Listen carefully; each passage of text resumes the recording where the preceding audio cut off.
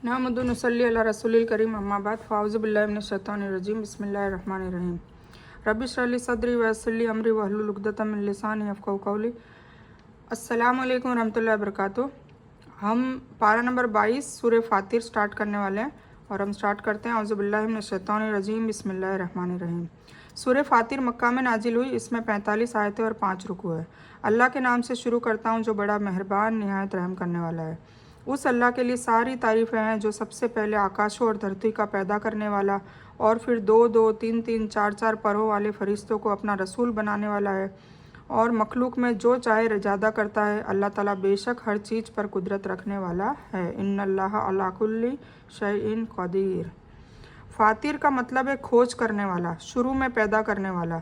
यह अल्लाह की कुदरत की तरफ इशारा है। उसने आकाश और धरती सबसे पहले बिना नमूने के बनाए, तो उसके लिए दोबारा इंसानों को पैदा करना कौन सा कठिन है? बेशक नहीं है।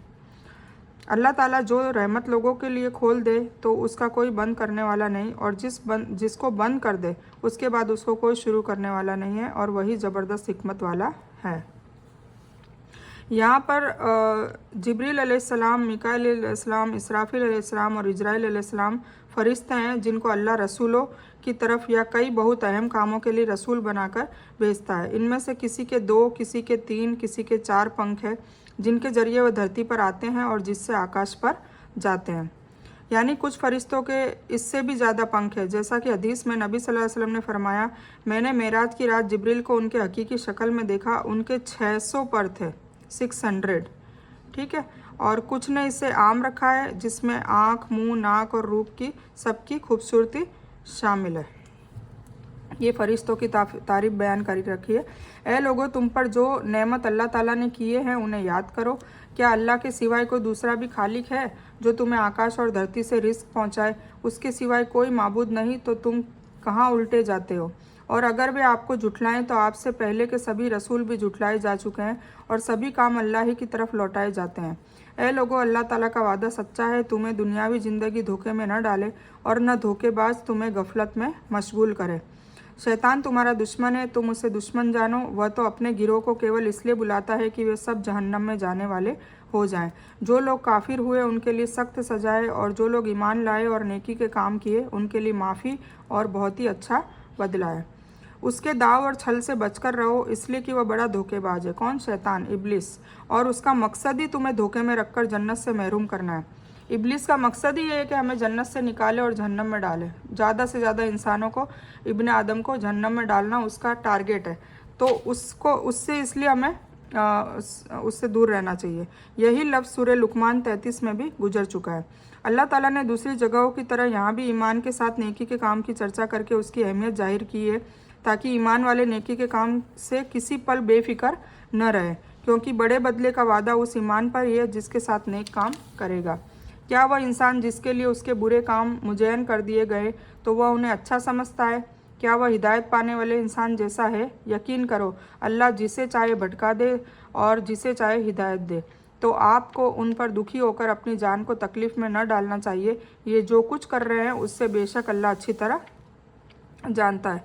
एक्चुअली क्या है, हुजूर पाक सल्लल्लाहु अलैहि वसल्लम अपनी जितनी भी उम्मत है उन सब के लिए बहुत फ़िक्रमंद रहते थे, बहुत रोते भी थे, और उनकी माफ़ी के लिए भी कहते थे अल्लाह ताला को। और जब वो हिदायत पे नहीं आते थे तो उसके लिए अफसोस भी करते थे। तो अल्लाह ताला बार बार पुरानी कहानियाँ रसूलों की, पैगंबरों की सुना के हुजूर पाक सल्लल्लाहु अलैहि वसल्लम को तसल्ली दे रहे हैं कि ए मेरे रसूल, तुम तकलीफ़ में मत पड़ो, और जिसको मैं हिदायत देना चाहूँगा मैं दे दूँगा। और हिदायत अल्लाह ताला उसी को देता है जो हिदायत चाहता है ना। ऐसा नहीं है कि अल्लाह की मर्जी हो तो किसी को दे, किसी को, ऐसा नहीं होता। अल्लाह ताला दिल के हाल जानता है, और जो शिद्दत से हिदायत चाहता है उसी को अल्लाह ताला दे देता है। और जो नहीं चाहता, जो गुमराही में ही पड़े रहना चाहता है, जो दुनिया की ऐशो आराम में ही मशगूल रहना चाहता है, जिसको आखिरत की पड़ी नहीं है, जो आखिरत को मानता भी नहीं है, तो फिर उसको अल्लाह ताला हिदायत क्यों देगा, है ना। तो इस तरीके से तो हुजूर पाक सल्लल्लाहु अलैहि वसल्लम को बार बार तसल्ली दी जा रही है। यानी जिस तरह बारिश करके हम सूखी धरती को हरी कर देते हैं, इसी तरह क़यामत के दिन तमाम मुर्दा इंसानों को भी हम जिंदा कर देंगे। हदीस में आता है कि इंसान का पूरा शरीर गल जाता है, सिर्फ रीढ़ की हड्डी का एक छोटा हिस्सा महफूज रहता है। इसी से उसकी दोबारा पैदाइश और तख्लीक होगी, ठीक है, इस तरीके से होगी। और अल्लाह ही हवाएं चलाता है जो बादलों को उठाती है, फिर हम बादलों को सूखी धरती की तरफ ले जाते हैं और उससे उस धरती को उसकी मौत के बाद जिंदा कर देते हैं, है ना। बंजर धरती कैसे जिंदा हो जाती है, फलद्रूप हो जाती है बारिश से, इसी तरह इंसान को भी दोबारा जिंदा होकर उठना है। जो इंसान इज्जत हासिल करना चाहता हो, अल्लाह ताला के लिए सारी इज्जत है। तमाम पाक कलमे उसी की तरफ चढ़ते हैं और नेक अमल उनको ऊंचा करता है। और जो लोग बुराई के दांव घात में लगे रहते हैं उनके लिए बड़ा सख्त अजाब है और उनका यह पाखंड नाश हो जाएगा। छिपे तौर से किसी को नुकसान पहुंचाने के तरीके को मकर कहते हैं, मतलब धोखा। कुफ्र और शिर्क करना भी धोखा ही है, मकर है। और इस तरह अल्लाह के रास्ते को नुकसान पहुंचाया जाता है। नबी सल्लल्लाहु अलैहि वसल्लम के कत्ल की जो योजना मक्का के काफिर करते रहे वह भी मकर है। पाखंड भी जो दिखावा है वो भी मकर है। यह लफ्ज़ आम है, मकर के सभी रूपों में शामिल है। लोगों, अल्लाह ने तुम्हें मिट्टी से वीर्य से पैदा किया, फिर तुम्हें जोड़े जोड़े नर और नारी बना दिया। नारियों का गर्भ धारण करना और बच्चे का जन्म लेना सभी उसमें उसके इल्म में है। और जो लंबी उम्र वाली उम्र दी जाए और जिस किसी की उम्र घटे वह सब किताब में मौजूद है। अल्लाह ताला पर यह बात बहुत ही आसान है, मतलब अल्लाह ताला को सब कुछ पता है कि गर्भ में जो बच्चा है उसकी ज़िंदगी, उसकी लंबी उम्र होगी या वो बचपन में ही चला जाएगा या जवानी में उसकी मौत हो जाएगी, तो सारी चीज़ें अल्लाह को पता है। और बराबर नहीं है दो समुंदर, यह मीठा है, प्यास बुझाता है, पानी में अच्छा है, पीने में अच्छा है, और दूसरा खारा है, कड़वा है। तुम इन दोनों से ताज़ा गोश्त खाते हो और वह गहने निकालते हो जिन्हें तुम पहनते हो। और तुम देखते हो कि बड़ी बड़ी नौकाएं जल को चीरने फाड़ने वाली उन समुंदर में है ताकि तुम उसकी फजल की खोज करो, ताकि तुम उसका शुक्रिया अदा करो, है ना। आप यूट्यूब पे देखना, दो समुंदर एक दूसरे से जुड़े हुए हैं। दोनों का जो पानी का कलर है वो भी बिल्कुल अलग है एक दूसरे से। उनका जो पानी का जो जायका है, टेस्ट है, वो भी अलग है, एक मीठा है एक खारा है। दोनों में से जो जीव निकलते हैं वो भी अलग अलग टाइप के हैं। और उसमें से जो उसका जो टेक्सचर है वो भी अलग है। तो ये सारी चीज़ें अल्लाह ताला ने, फिर भी वो बोलो पास में होके भी एक दूसरे से मिलते नहीं हैं, तो ये भी अल्लाह का बहुत बड़ा मौजज़ा है। वह रात को दिन में और दिन को रात में दाखिल कराता है और सूरज और चांद को उसी ने काम में लगा दिए है, हर एक मुकर्रर मुद्दत पर चल रहे हैं। यही है अल्लाह तुम सबका रब, इसी का मुल्क है। और जिन्हें तुम उसके सिवाय पुकार रहे हो वह तो खजूर की गुठली के छिलके के भी मालिक नहीं है, ये हमें समझना चाहिए। यानी तुम्हारे पिता आदम को मिट्टी से, फिर इसके बाद तुम्हारी जाति को बाकी रखने के लिए इंसान की पैदाइश को वीर्य से मुतल्लिक कर दिया, जो मर्द की पीठ से निकलकर औरत के गर्भाशय में जाता है, ठीक है। और मौआखिर वह नौकाएं जो आते जाते पानी को चीरते गुजरती है। आयत में बयान दूसरे विषयों का बयान सूरह अल फुरकान में गुजर चुका है। यानी इतनी हकीर चीज़ के भी मालिक नहीं है जो अल्लाह के सिवा दूसरे माबूद है, न उसे पैदा करने पर कुदरत रखते हैं। और उस जिल्ली कितमीर, उस जुल्ली को कहते हैं जो खजूर और उसके बीज के बीच में होती है, एक हल्की सी परत होती है जालीदार। यह पतला सा छिलका गुठली पर लिफाफा की तरह चढ़ा रहता है। तो अल्लाह ताला कह रहा है कि वो उस छिलके के भी मालिक नहीं है जिसको तुम पुकार रहे हो। अगर तुम उन्हें पुकारो तो वे तुम्हारी पुकार सुनते ही नहीं, और अगर मान लिया कि सुन भी ले तो कबूल नहीं करेंगे, बल्कि क़यामत के दिन तुम्हारे शिर्क का साफ नकार देंगे। और आपको कोई भी अल्लाह ताला जैसा जानकार खबरें न देगा। ए लोगो, तुम अल्लाह के भिखारी हो और अल्लाह ही बेनियाज तारीफ़ वाला है। और अगर वह चाहे तो तुमको बर्बाद कर दे और एक नई मखलूक पैदा कर दे, और यह बात अल्लाह ताला के लिए कुछ कठिन नहीं। और कोई भी बोझ उठाने वाला दूसरे का बोझ नहीं उठाएगा, और अगर कोई भारी बोझ वाला अपना भार उठाने के लिए किसी दूसरे को बुलाएगा तो वह उसमें से कुछ भी ना उठा सकेगा, चाहे करीबी रिश्तेदार ही हो।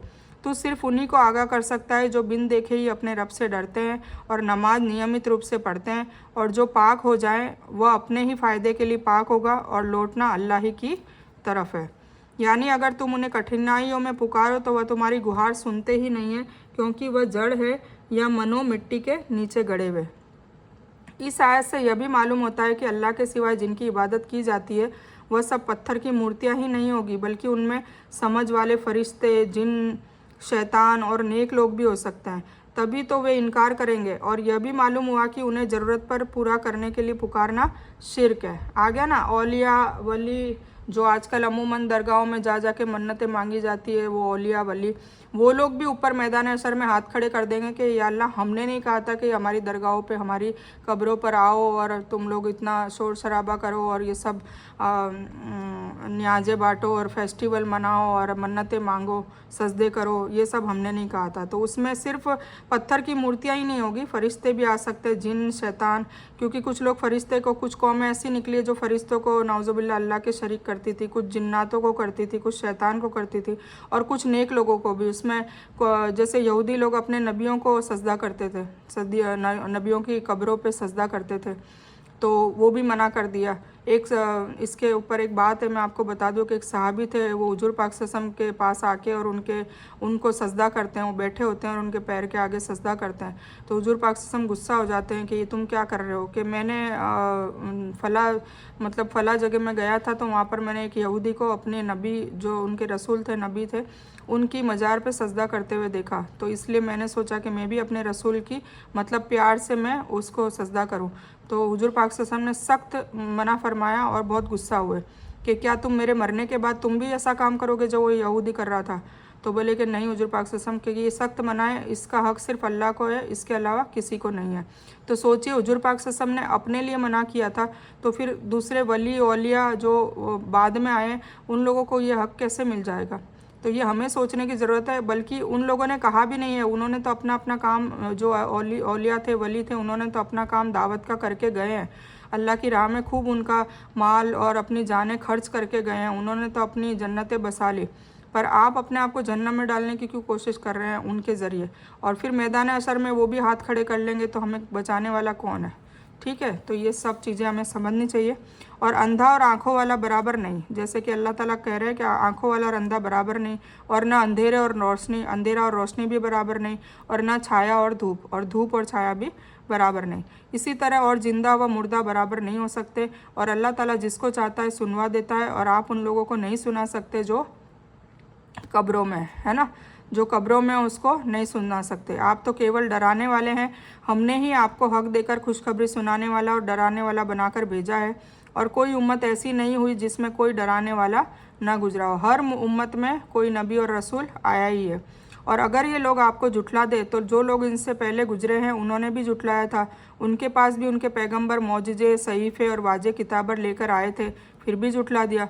फिर मैंने उन काफिरों को पकड़ लिया, तो मेरा अजाब कैसा हुआ। फिर जिन्होंने जुटलाया उनको अल्लाह ताला ने अजाब दे दिया। क्या आपने इस बात की तरफ ध्यान नहीं दिया कि अल्लाह ताला ने आकाश से पानी उतारा और हमने उसके ज़रिए कई रंगों के फल निकाले, और पहाड़ों के कई हिस्से हैं सफ़ेद और लाल, कि उनके भी रंग कई हैं और वो बहुत गहरे काले भी हैं। यानी जिस तरह कब्रों के मुर्दा लोगों को कोई बात सुनाई नहीं जा सकती, इसी तरह जिनके दिलों को कुफ्र ने मुर्दा कर दिया है ना, दिल मुर्दा हो गए, काले सुहा हो गए, तो ए रसूल सल्लल्लाहु अलैहि वसल्लम, तुम उन्हें हक की बात सुना नहीं सकते। ठीक है, ये अल्लाह ताला समझा रहे हैं। मतलब यह हुआ कि जिस तरह मरने और गड़ने के बाद मुर्दा कोई फ़ायदा नहीं उठा सकता, इसी तरह काफिर और मुशरिक जिनके नसीब में बदनसीबी लिखी है, दावत और सच बात उन्हें कोई फ़ायदा नहीं दे सकती, उन्हें कुछ असर नहीं होगा कुरान की आयतों का। यानी जिस तरह ईमानदार और काफिर, नेक लोग और बुरे लोग दोनों तरह के लोग हैं, इसी तरह दूसरे मखलूक में भी किस्म और नौयत है। मिसाल के तौर पर फलों के रंग भी कई टाइप के हैं, उनका जो जायका है वो भी कई टाइप का है, उनकी खुशबू भी अलग मुख्तलिफ है। यहाँ तक कि एक ही फल के भी कई कई रंग और मज़े होते हैं, उनके अलग अलग स्वाद होते हैं। जैसे खजूर है, अंगूर है। अब खजूर भी कई टाइप की मिलती है ना, मदीना मक्का जाते हैं तो कई टाइप की खजूरें मिलती है। अजवा है, वो बिल्कुल काली होती है, छोटी होती है। अंबर है, वो बड़ी होती है ना। अलग अलग टाइप की खजूर है और उनके टेस्ट भी अलग होते हैं, कोई बिल्कुल मीठी होती है, कोई थोड़ी सी फीकी और मीठी होती है। तो इस टाइप से फिर अंगूर है, सेब है, इस तरीके से दूसरे फल है। तो अल्लाह ताला इस तरीके से हर किस्मत में हर टाइप की बनाने की कुदरत रखता है। इसी तरह पहाड़ का बताया कि पहाड़ कोई सफ़ेद होते हैं, कोई लाल होते हैं, कोई बिल्कुल काले होते हैं, उनमें भी मुख्तलिफ रंग पाए जाते हैं। जैसे कि इंसानों में कई टाइप की क्वालिटी है, गोरा, काला, लंबा, घना, मोटा, छोटा, ठीक है, इस तरीके से। और इसी तरह इंसानों और जानवरों और चौपायों में भी कुछ ऐसे हैं कि उनके रंग अलग अलग है। अल्लाह से उसके वही बंदे डरते हैं जो इल्म रखते हैं। हकीकत में तो अल्लाह ताला बहुत बड़ा माफ़ करने वाला है। जो लोग अल्लाह की किताब का तिलावत करते हैं मतलब कुरान पाक, और नमाज नियमित रूप से पढ़ते हैं, और जो कुछ हमने उन्हें प्रदान किया है मतलब जो कुछ पैसा दे रखा है उसमें से छिपे और खुले तौर से खर्च करते हैं, वे ऐसे कारोबार के उम्मीदवार हैं जो कभी भी नुकसान में नहीं होंगे, ताकि उनके बदले पूरी तरह से उनको दे और उनको अपनी फजल से और ज़्यादा अता करे। बेशक वह बड़ा माफ़ करने वाला और कदरदान है। और यह किताब जो हमने आपके पास वही के द्वारा भेजी है यह पूरी तरह से सच है, और जो अपने से पहले की किताबों की तस्दीक करती है, बेशक अल्लाह ताला अपने बंदों की पूरी जानकारी रखने वाला, अच्छी तरह देखने वाला है। फिर इस किताब का वारिस हमने उन लोगों को बनाया जिनको हमने अपने बंदों में से चुन लिया। फिर कुछ तो अपनी जानों पर जुल्म करने वाले हैं और कुछ औसत दर्जे के, और कुछ उनमें से अल्लाह की तौफीक से नेकी में तरक्की करते चले जाते हैं। यह बड़ी फजल है। नमाज के कायम करने से मुराद है नमाज उस ढंग से पढ़ना जो मतलूब उसका मकसद है, यानी निर्धारित वक्त पर मतलब मुकर्रर वक्त पर उसके वाजिबात, अरकान, खुशू और खुजू के साथ पढ़ना और सुन्नतों के हिसाब से पढ़ना। हमेशा रहने के वे बाग हैं जिनमें ये लोग दाखिल करेंगे, उसमें वे सोने के कंगन और मोती पहनाए जाएंगे और कपड़े वहाँ उनके रेशम के होंगे। मतलब जब जो नेक लोग होंगे उनको अल्लाह ताला किस तरीके से इनामत देगा। किताब से मुराद पाक कुरान और चुने हुए बंदों से मोहम्मद सल्लल्लाहु अलैहि वसल्लम की उम्मत है, यानी हमने इस कुरान का वारिस मोहम्मद सल्लल्लाहु अलैहि वसल्लम के पैरोकारों को बनाया है। सोचिए, हम लोगों को बनाया है, और हम लोग ही इसकी पैरवी नहीं करेंगे, इस किताब को नहीं मानेंगे, तो फिर हमसे बड़ा जालिम कौन होगा। जिनके लिए किताब नाजिल हुई है, जिनके पैरोकार हम हैं, है ना। हुजूर पाक सल्लल्लाहु अलैहि वसल्लम तो अपने 23 साल पूरे करके चले गए। अब उनके बाद इसका कारवा, इसका जो कार्य रिसालत है वो कौन पूरी करेगा, वो हमें पूरी करनी है। तो जब हम पूरी कब करेंगे, जब हम खुद इस पे अमल करेंगे, फिर हम जाके लोगों को बता सकते हैं ना। जब खुद ही अमल नहीं करेंगे, और खुद अमल कब करेंगे, जब इसको समझेंगे, है ना। इल्लल्लज़ीना आमनू व अमिलुस्सालिहात तवासौ बिल हक़ तवासौ बिस्सब्र। तो ये 4 पेपर हमें करने ज़रूरी है, और हर मुसलमान औरत और आदमी, बूढ़ा, बच्चा, सब पे ये लाजिम है। तो मोहम्मद सल्लल्लाहु अलैहि वसल्लम के पैरोकारों के 3 किस्में बताई गई है। यह पहली किस्म है जिससे मुराद ऐसे लोग हैं जो कुछ फ़राइज में सुस्ती और कुछ हराम काम कर लेते हैं, है ना, मिली जुली काम करते हैं, गुनाह भी और सवाब भी। या कुछ के यहाँ ये मुराद है जो छोटी छोटी गलतियाँ कर जाते हैं, उन्हें अपने अपर जुल्म करने वाला इसलिए कहा गया है कि वो अपनी कुछ सुस्ती के सबब खुद को उस ऊँचे पद से महरूम कर लेते हैं जो बाकी 2 किस्मों को हासिल होंगे। हदीस में आता है कि रेशम और दिबास दुनिया में न पहनो, मना कर दिया गया है ना आदमियों को, इसलिए कि जो इस दुनिया में पहनेगा वो उसे आखिरत में नहीं पहनेगा। ठीक है। इसी तरह बताया जाता है कि जो मुसलमान फेस पे दाढ़ी नहीं रखते सुन्नत के हिसाब से, और मान लो उनको जन्नत मिल जाती है, तो फिर उनकी लंबी लंबी दाढ़ियाँ होंगी जो उनके पैरों में आएगी। वल्लाहु आलम, बाकी ऐसा बताया जाता है। ठीक है। और कहेंगे कि अल्लाह का लाख लाख शुक्र है जिसने हमसे गम दूर कर दिया। बेशक हमारा रब बड़ा माफ़ करने वाला और कदर करने वाला है, जिसने हमें अपनी फजल से हमेशा रहने वाली जगह में ला उतारा, जहाँ ना हमको कोई कठिनाई पहुँचेगी और ना हमको कोई थकान पहुँचेगी। मतलब जन्नत की बात हो रही है। और जो लोग काफिर हैं उनके लिए नरक की आग है, न तो उनकी मौत ही आएगी कि मर ही जाएं, और न नरक की सज़ा ही उनसे कम की जाएगी। हम हर काफिर को ऐसी ही यातना देते हैं।